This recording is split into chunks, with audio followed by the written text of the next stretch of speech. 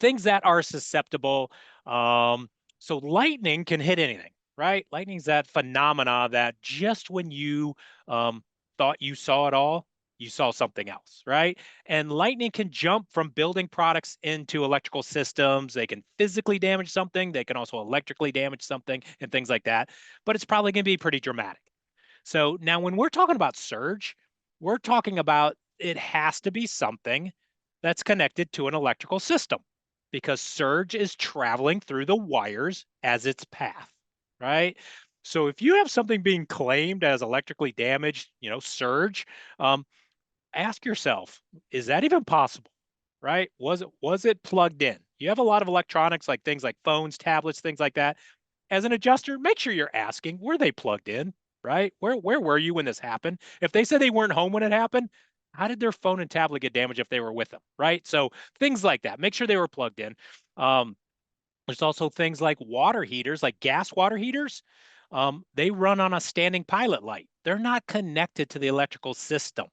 We see this all the time where they're being claimed for an electrical event or lightning or surge when they can't be because they're not even attached to the electrical system. So we get those things out of the way, the things that really can't be. So now let's talk about the things that can be. So things that have the finest or the most delicate electronics in them probably are going to be the first things that are going to be affected. Things that are low voltage. Thermostats are low voltage.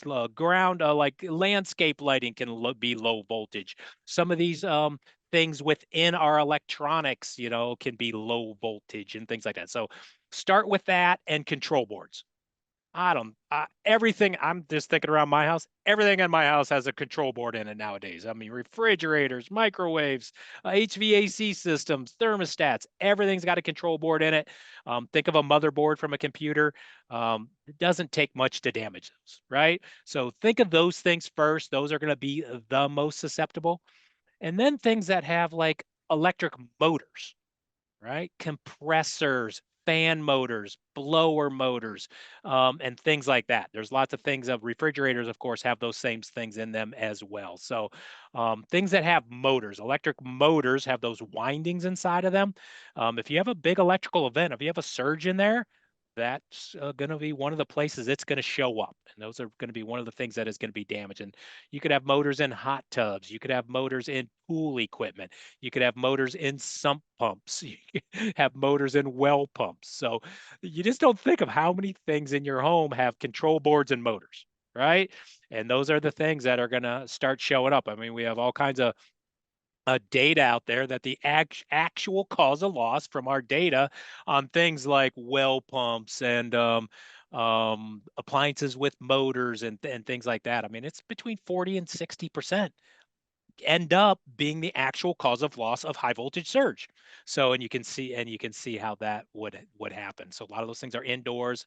It's not necessarily weather related and things like that. So, um, definitely think of those types of things. And then I said it a little bit before, but as an adjuster, be careful because with these types of claims, my personal experience from handling these types of claims and from my experience working for a company that who helps adjusters with this is your claim's probably not one or two things on it, could be. It's usually a list of 20 or 30 items on there.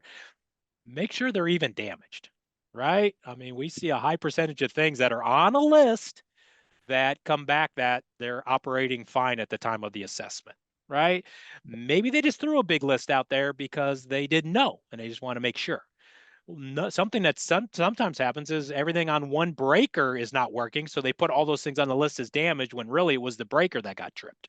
So not all homeowners are savvy homeowners. Not all homeowners know how all this stuff works, and they just know they went to turn it on, it didn't work, and I wrote it on a list and put it into my insurance claim, right? So lots of opportunity there to be careful, look at all these different things, and again, test. That goes back to testing.